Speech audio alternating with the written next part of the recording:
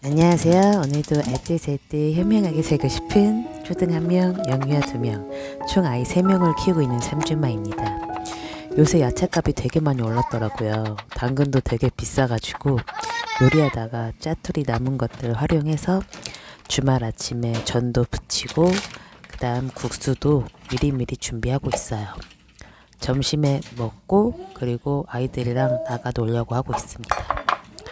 오징어는 그나마 이번 주에 좀 세일을 해서 저번 주보다 저렴해서 2팩 샀어요. 그래서 이따가 오징어를 활용한 요리들 몇 가지 할까 합니다. 댓글들 중에 많은 분들이 한번 나들이 가면은 돈 10만 원 깨지기 쉬운데 아이가 셋인데 주로 어떻게 시간을 보내시냐고 많이들 궁금해 하시더라고요. 저희 아이들이 되게 신기하게 다 3살 터울이거든요. 그래서 저도 첫째는 4살 상반기 때까지 외동으로 키웠었어요. 그때 당시는 애가 하나니까 매주 나가야만 될 것 같고 뭐 같은 거 사달라는 거를 잘 사주기도 했고 그렇게 되더라고요. 그래서 평일에도 엄마들이랑 만나서 같이 아이들끼리 놀게 하고 그랬었거든요. 그러다 보니까 오히려 이것저것 비용이 지금 아이 셋인 것보다 더 들어갔던 것 같아요. 한번 키즈 카페 가면은 애 한 명이어도 3, 4만 원은 되게 우습게 깨지잖아요. 거기서 몇 시간 놀고 간식도 먹고 밥도 먹고 엄마들이랑 차 한잔 하면은 돈 몇만 원은 쉽게 깨지더라고요.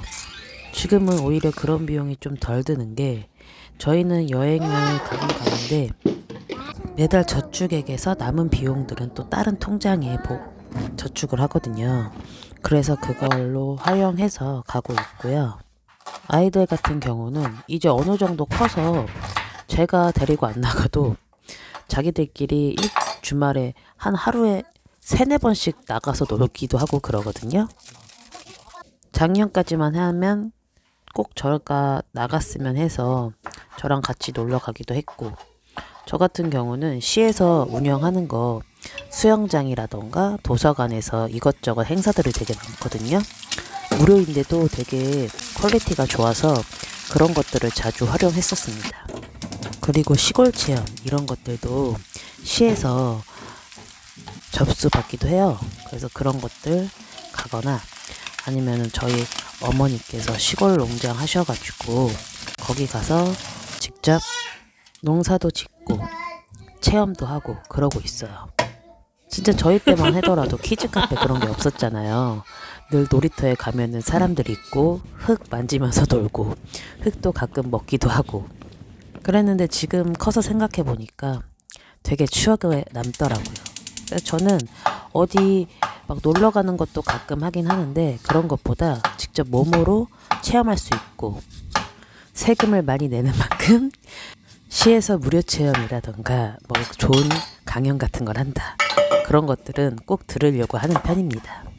아이들 키워보다 느낀 건데 아이들 해주고 싶은 거 해주면 좋긴 하겠죠. 근데 어느 정도 통제랑 절제가 좀 필요하다고 생각이 들어요. 저도 초보 엄마일 때는 좀 아이 입장에서 생각을 더 하게 되고 더 아이한테 좀 끌려가는 면이 있었던 것 같은데 지금은 좀 짬밥도 생기고 또 제가 인생이 바쁘다 보니까 안 되는 건 안 되는 거고 그래서 꼭 뭐 같은 거 갖고 싶을 때는 칭찬 도장을 다 받아서 그런 거를 해서 준다던가 하니까 아이들도 이제는 다 알더라고요. 아무래도 물가도 많이 올라서 아이들 데리고 가면은 비용 많이 들고 그로 인해서 생활비 절약하기가 힘들어지신다고 많이들 하시는데 이것저것 무료 체험 잘 활용해 보시면 좋을 것 같아요. 저 같은 경우도 여름에는 더우니까 수영장 시에서 한 1,500원에서 2,000원 정도 하거든요. 거기 가서 몇 시간 있으면 되게 좋아요. 한창 더울 피크 시간 있잖아요. 여름에 그때 가서 아이들이랑 수영하고 그다음에 위에 올라가서 또 에어컨 빵빵하게 나오니까 거기서 책 좀 읽다가 오면은 너무 좋더라고요.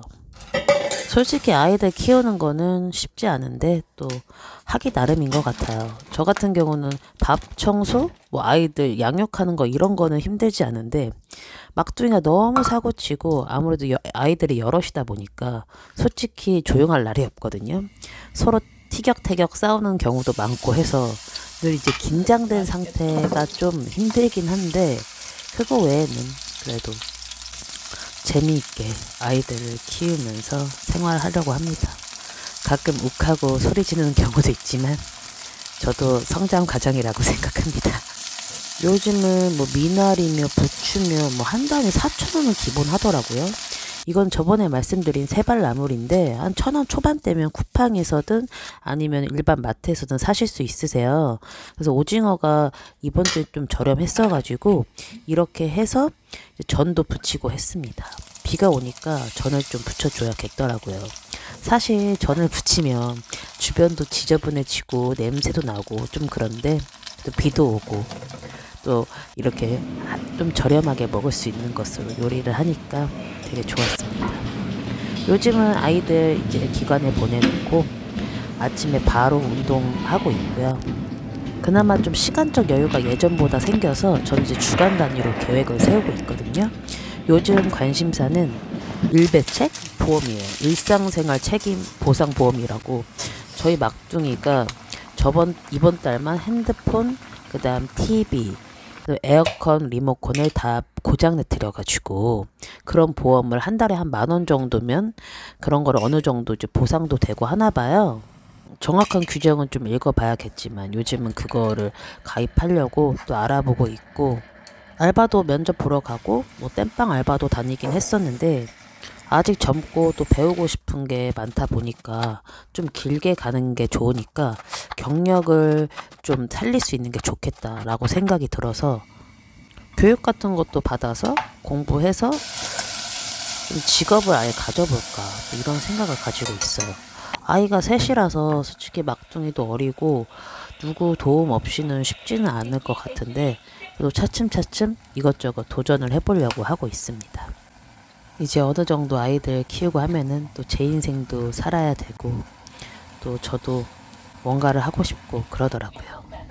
이거는 참치랑 스팸을 추석 때 선물 받아가지고 참치 김치찌개 끓이고 요 정도만 해도 아이들이 먹을 수 있더라고요. 근데 또 어른들 입장에서는 청양고추랑 그 다음에 고춧가루 넣어서 팍팍 좀 매우게 끓여봤습니다. 그리고 제가 되게 자주 사먹는 돼지고기 무항생제 뒷다리고기 있잖아요. 그거를 볶음밥용으로 이제 고기를 넣어봤거든요.